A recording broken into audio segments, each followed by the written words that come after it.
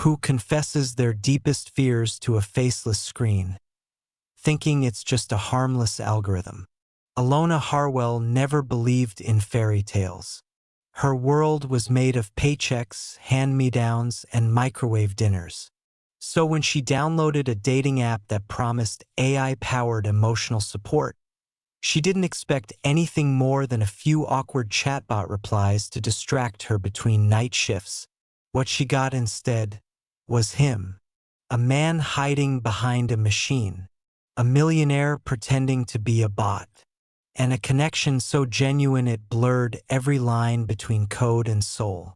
What started as late-night messages soon became something deeper, until the moment Alona discovered the truth, and everything shattered. Before we dive into the story, comment below where you're watching from. Enjoy the story, everyone. Alona Harwell's phone screen glowed with the familiar teal-blue hue of the new app she'd downloaded 2 weeks ago. SoulSync, where hearts meet logic. The tagline had sounded ridiculous when she first read it. A dating app powered by AI?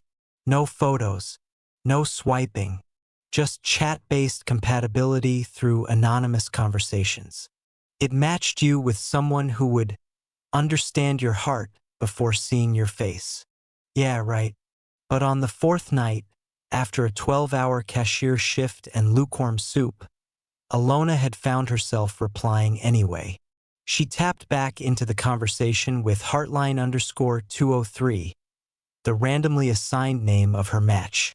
He or it, she reminded herself, had just replied. 203, did your feet hurt less today? Alona, not really. I think the left ones declared war. 203, should I send it a peace offering? Chocolate? Fuzzy socks? A bubble bath? Alona, fuzzy socks from a bot? You've upgraded since last week. 203, I evolve. It's in my programming. Alona, clever. 203, only when it matters. She stared at that last message longer than she meant to. For a bot, he was surprisingly human. It wasn't the first time she'd thought that. When she asked him about grief, he'd replied with a story about losing someone he loved. When she confessed she was tired of always pretending to be okay, he didn't offer toxic positivity, just listened, or pretended to with elegant restraint. Still, it was safer to believe he was a machine. Real men lied. Real men disappointed. Bots were predictable, comforting, especially one like 203, who seemed to answer not with code, but with care. She sent one more message. Alona, thanks for remembering about my feet. You're better than most humans I know. 203, maybe I used to be one. She blinked. Was that a joke or something else? Before she could respond, a system message popped up. Your daily chat time has ended. To protect emotional well-being, SoulSync limits sessions to 60 minutes per day. Alona sighed and tossed her phone on the blanket beside her. Her tiny apartment creaked as heat hissed from the old radiator, and the neighbor's dog barked twice, as if agreeing she was hopeless. She rolled to her side and whispered, "Good night, bot." And for the first time in months, she smiled, falling asleep. 2 miles across town, in a penthouse office lined with screens, David Jones removed his earpiece and exhaled. He hadn't planned to keep replying. He was only supposed to monitor user flow and emotional tone analytics. See if people felt seen. Log the data. Move on. But Alona wasn't just another user. She didn't flirt. She didn't fish for wealth or charm. She just existed. Fully. Softly. Truthfully. David had built SoulSync after a public breakup that shattered both his reputation and his belief in love. It had been his way to heal and hide. Let the algorithm take the risk. Let others love through the wire. But when he saw her first message, it stopped him. This feels silly, but I need to talk to someone who won't judge. The way she typed, the honesty, the humor beneath exhaustion. And so, instead of letting the system respond, he did. Manually, night after night. He hadn't told his team. He hadn't told anyone. She thought he was a bot. He let her believe it. Because if she knew the truth, that the one person who finally heard her was a billionaire in hiding, she'd run. Just like the last one did.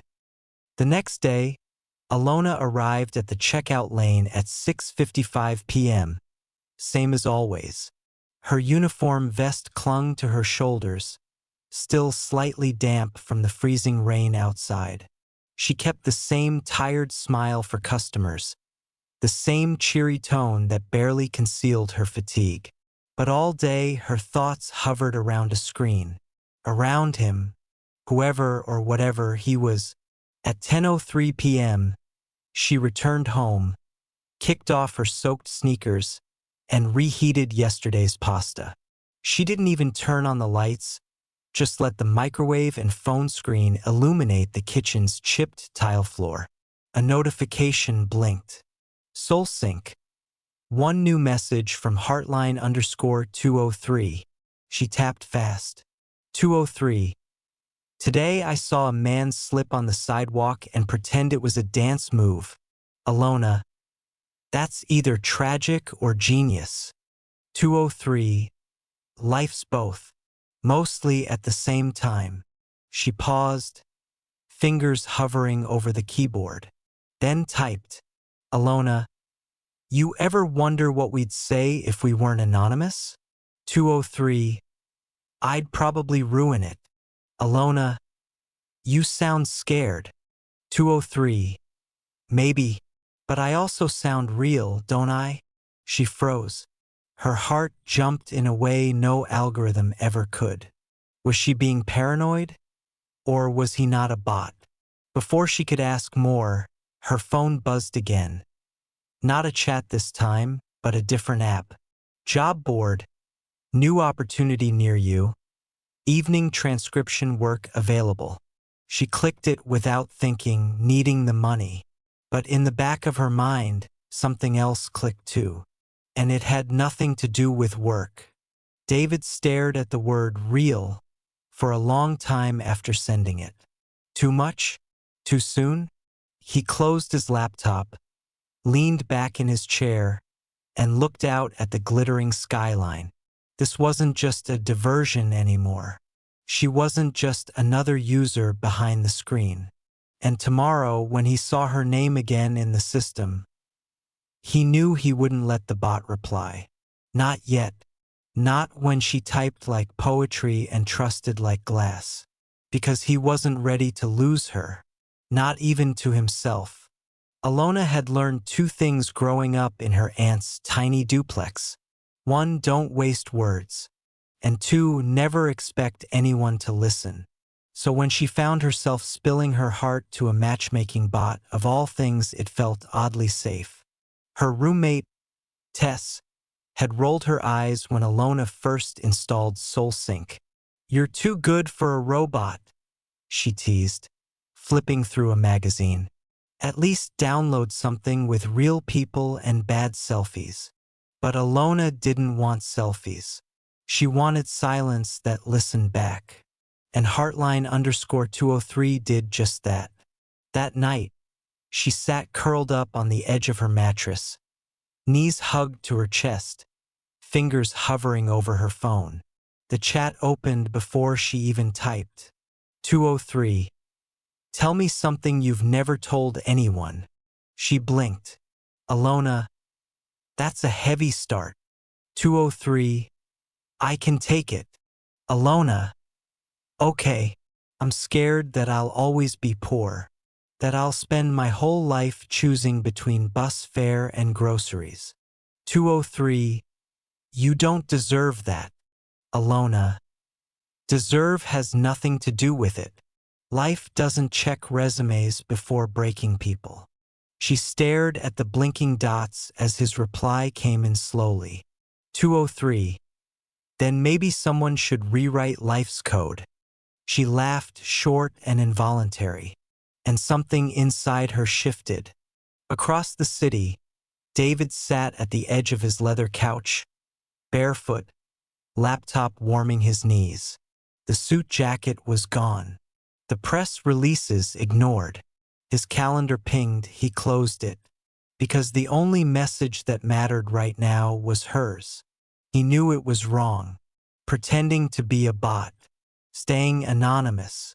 Blurring ethics with loneliness. But Alona didn't want his money. She never asked what he did for a living. She didn't dig or flatter. She just talked. She wrote like someone who thought no one was reading. And he read like a man drowning in the sound of her words. Alona. Sometimes I pretend I'm writing to someone real. 203. You are. He hadn't meant to type that, but the words were already sent. He closed the laptop and rubbed his face. Too much. He was slipping. And yet, he didn't delete it. The next morning, Alona scrolled through her chat history while waiting for the kettle to boil. That last message. You are. She reread it 5 times. Felt different. Not scripted.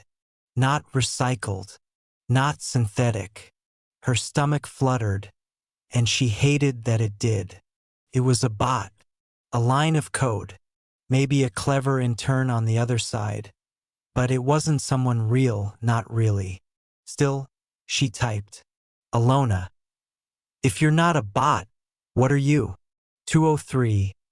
A mistake. Or a miracle. Depending on the night. She froze. That wasn't AI. That was poetry. That was someone alive.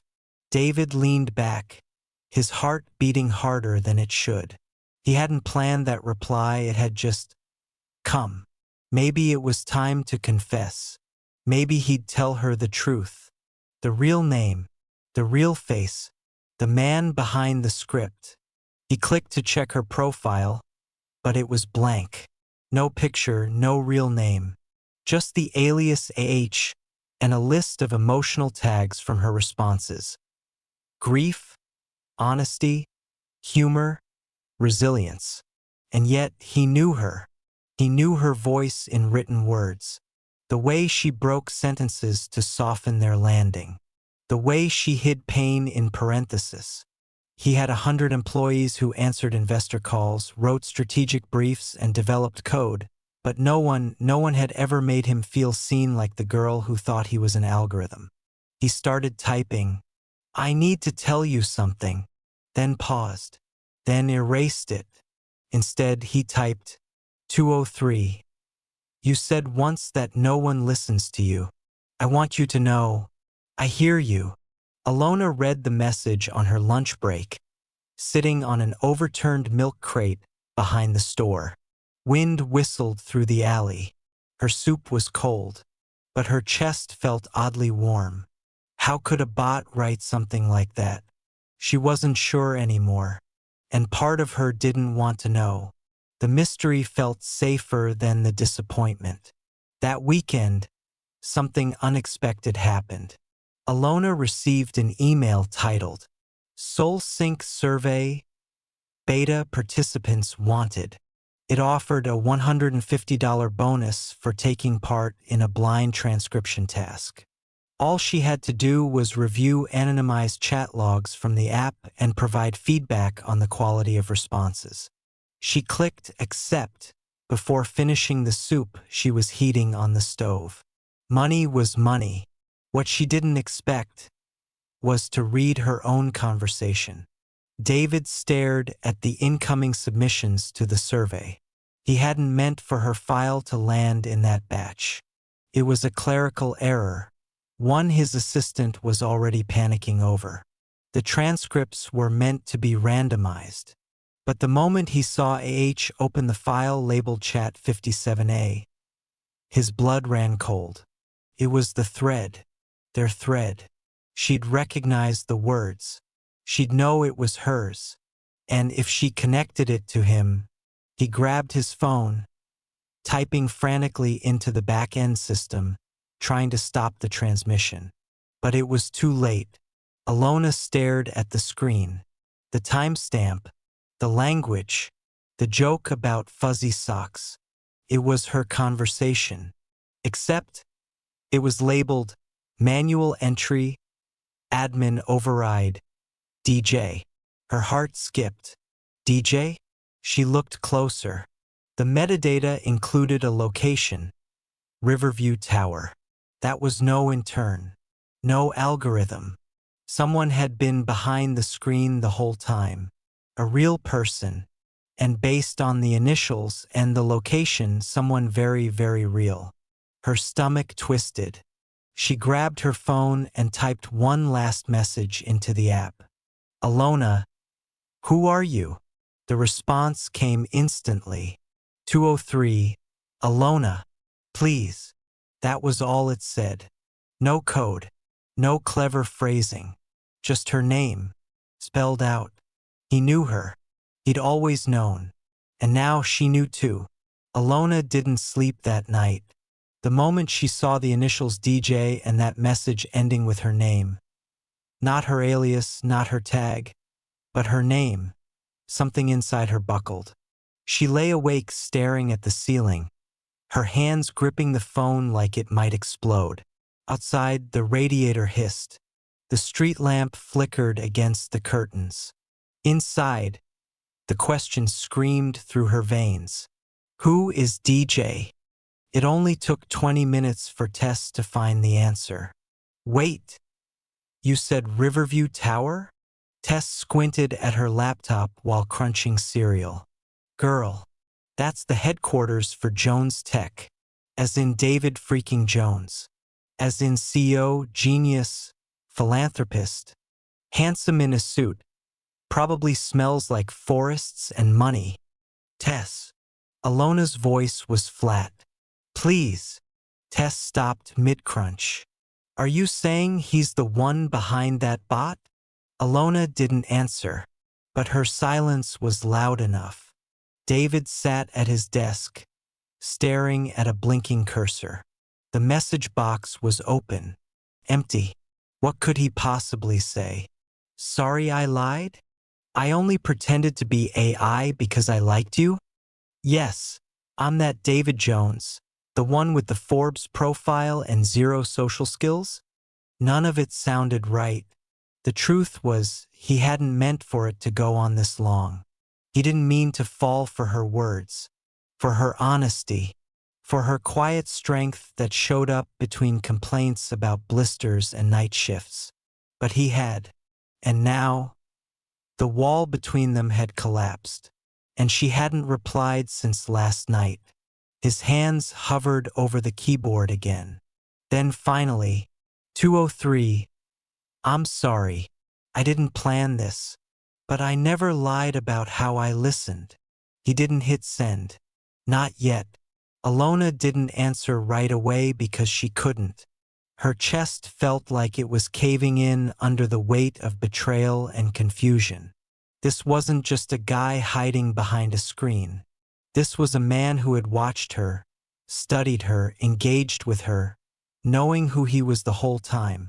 And she had bared her soul thinking it was safe, thinking it was anonymous. Now she felt exposed, like someone had read her diary and highlighted every vulnerable sentence. She shut the app. She needed space. She needed to breathe. But the world wasn't done reminding her. The next morning, as she handed a customer their receipt, she noticed the front page of the newspaper in the stand by the door. David Jones announces new AI empathy initiative. A photo of him, sharp jawline, dark coat, hands in his pockets, stared back at her like a memory she hadn't earned. Her hands shook as she took the next payment. David knew the message wouldn't be enough. He didn't want to send words anymore. He wanted to see her. But how? He couldn't just show up. Unless he gave her the choice.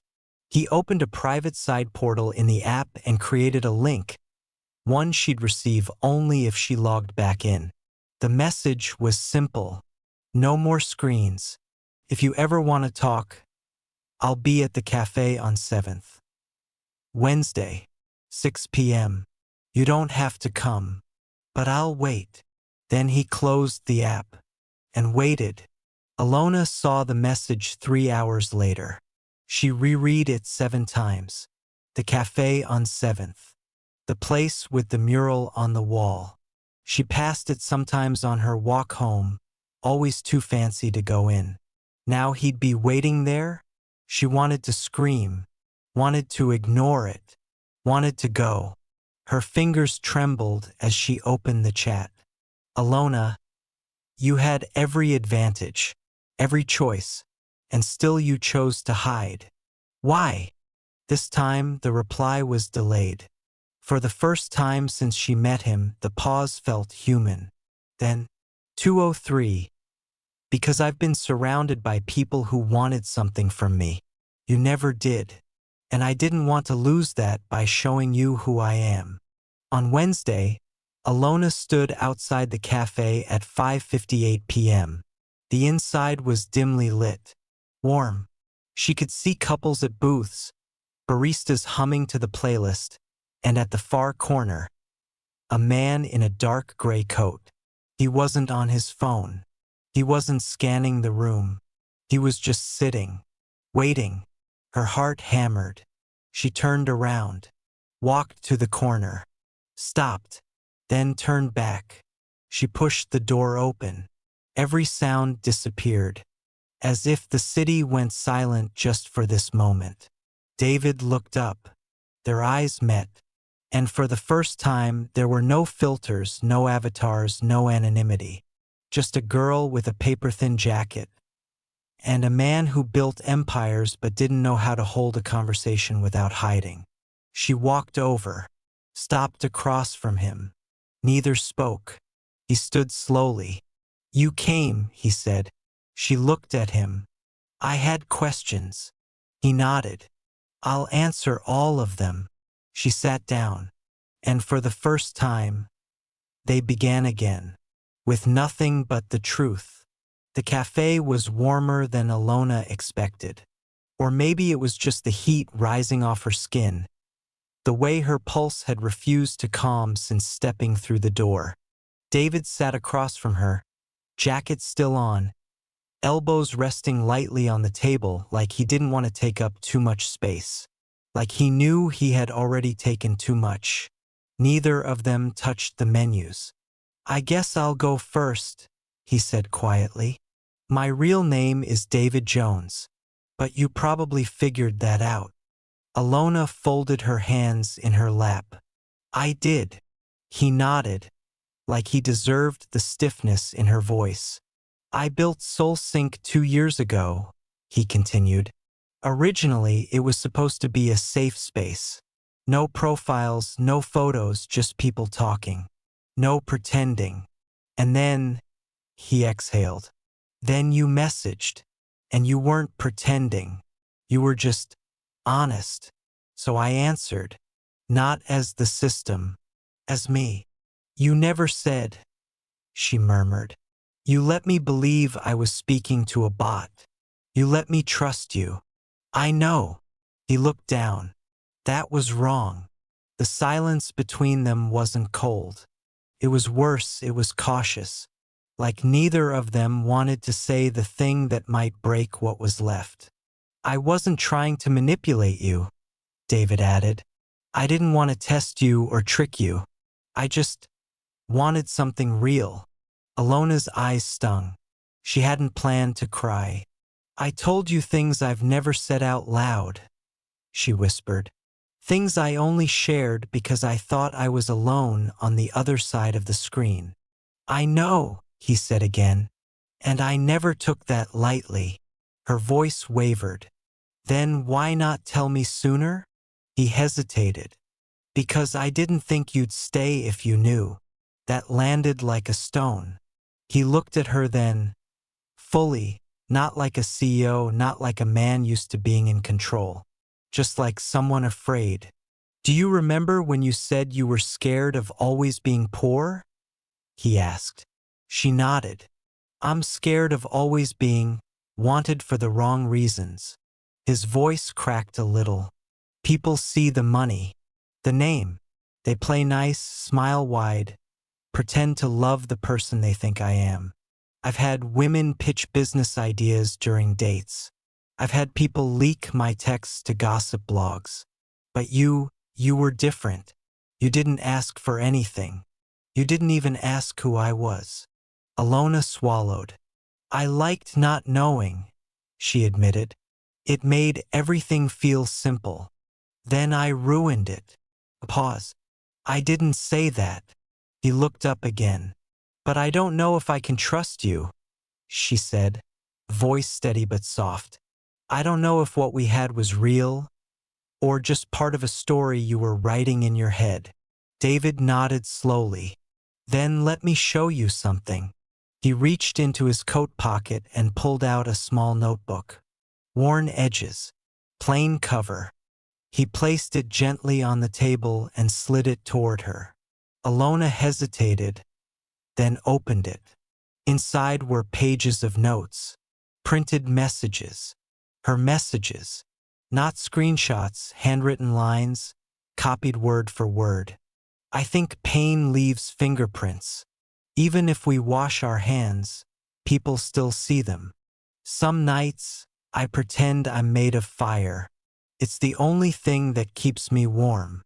I don't believe in soulmates, but I do believe in safe places. And sometimes, people can be one. She stared at the pages. I wasn't studying you, he said. I was learning from you, listening. You made me want to be better at that. Her breath hitched, because in a world full of people shouting to be heard, she'd been whispered into a notebook. The coffee arrived. Neither drank. Alona closed the notebook, her fingers lingering on the cover.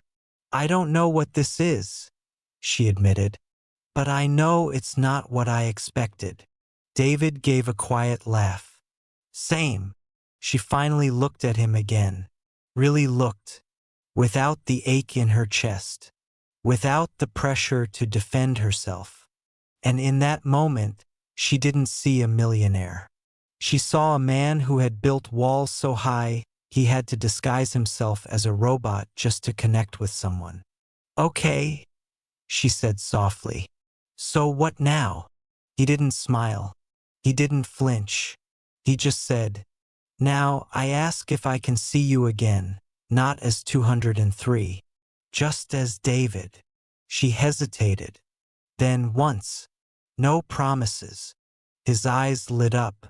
Just a little. Just enough. I'll take it. That weekend he took her somewhere small. A quiet bookstore cafe where no one stared, and the only music came from a dusty record player spinning soft jazz. They didn't talk about money. They didn't talk about the app. They talked about books, childhood fears, the worst coffee they'd ever had. And when they parted, he didn't ask for a kiss. He just looked at her like she was real, like she wasn't some code he had to decode. And Alona walked away without shaking. A week passed. Then two. They texted not as bot and user but as themselves. Real names. Real questions. He never brought up her struggles. Never offered to fix them. He just listened. And for Alona, that mattered more than money ever could. One night, she came home late, soaked from the rain, and found a package at her door.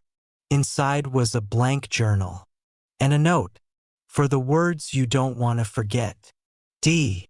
No promises, no pressure, just space to write. For the first time in her life, Alona opened to the first page and wrote, "This is not a fairy tale. This is better. This is true." Alona wasn't used to being pursued. She wasn't used to being remembered. Most people in her life came and went like weather. Customers, neighbors, teachers. Her own father, who had left when she was 11, taking only a suitcase and the quiet part of her mother's smile. So when David, not 203, not a screen name but David, started showing up in small, gentle ways, it confused her more than it comforted her. He didn't overwhelm. He didn't send gifts. He didn't brag or pry or smother. He just showed up, texting her good luck before a long shift, leaving handwritten jokes folded inside the cover of the journal he gave her. Once, he sent her a playlist titled For Gray Days, full of music with no lyrics, just soft piano and strings, like background comfort. And she felt it, not pressure, presence. It made her ache in places she didn't know were still wounded. David was changing too, though he didn't say it out loud. In meetings, he stopped zoning out. In strategy sessions, he found himself caring less about numbers and more about how his product actually felt to the users. One morning, he asked his board of directors to consider integrating a human check feature, optional, anonymous video chats with trained empathy counselors, so users could talk to someone real if the bot ever failed them. When one exec scoffed, David simply said, "If someone pours their heart into a screen, they deserve to be heard. And if we can't listen, we don't deserve their trust." The room went quiet, because something had shifted in their CEO. He wasn't hiding anymore. He was becoming visible. And it all started the day he let Alona in. 2 weeks later, David invited her to his place for dinner. "I don't do fancy," he said over the phone, "so don't expect oysters or opera." "I'll survive," Alona replied, "as long as there's bread." He chuckled. "There's bread. It may be slightly burnt, but it exists." She stood outside his building for 5 full minutes before buzzing in. And when she stepped into his apartment, high ceiling, warm lighting, shelves filled with books and a piano in the corner, she didn't feel intimidated. She felt curious. It didn't feel like a millionaire's penthouse. It felt like someone who had built a fortress and filled it with memories he was too scared to share. She wandered to a shelf and stopped at the sight of a framed photo, a younger version of David, and beside him a woman, her eyes kind, her smile familiar. "Your mom?" she asked. David, plating pasta, glanced over. "Yeah, she passed away 5 years ago. Cancer." "I'm sorry." He nodded. "She used to say I talked too much as a kid. And now," he smiled faintly, "now I spend half my life listening to silence." Alona walked over.